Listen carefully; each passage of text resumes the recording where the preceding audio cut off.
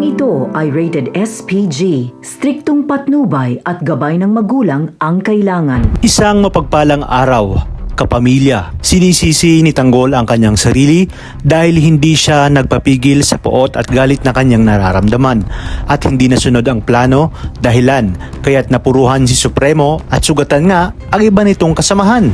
Samantalang si Ramon naman ay agad na pinaimbestigahan ang lalaking tumangay kay Monique na siya ngang si Tanggol. Tinawagan niya si Ribas upang alamin kung sino ba talaga ito dahil marami nga siyang katanungan na gustong malaman.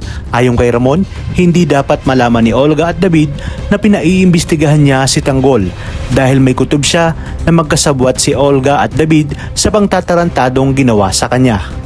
Agad namang kikilos si General Ribas upang utusan ang kanyang private investigator para makakuha ng intel patungkol kay Tanggol. Sa kabilang banda, patuloy naman ang panglalasong ginagawa ni Lena sa utak ni Rigor upang tuluyan na nitong kamuhian at palayasin si Marites. Patid kasi ni Lena na hanggat naroon si Marites ay hindi niya nga masusolo itong si Rigor. Sa pag-iisa ni Tanggol sa bar ay sinabi niya sa kanyang sarili na maswerte pa itong si Ramon dahil nabuhay pa ito.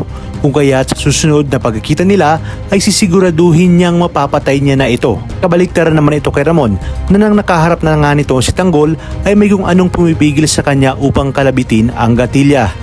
Alam nating hindi mahirap kay Ramon ang kumitil ng buhay ng isang tao, ngunit kakaiba umano ang lalaking nakaharap niya. Kaya naman pilit siyang kinukumbinsi ni Don Julio na wag nang mag-isip itong si Ramon dahil naroon naman at kasama ni Ramon ang kanyang anak sa katauhan nga ni David.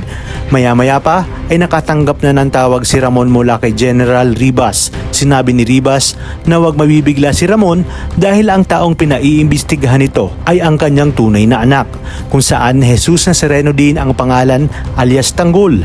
Ibig sabihin, tama ang hinala ni Ramon na impostor ang Tanggol na kasakasama niya ngayon.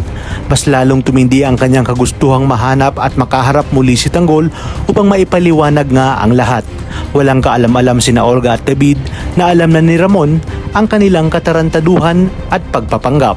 Isang malaking katanungan kung matatanggap kaya ni Tanggol si Ramon, lalo pa pag nalaman nito ang buong katotohanan tungkol sa kanyang pagkatao.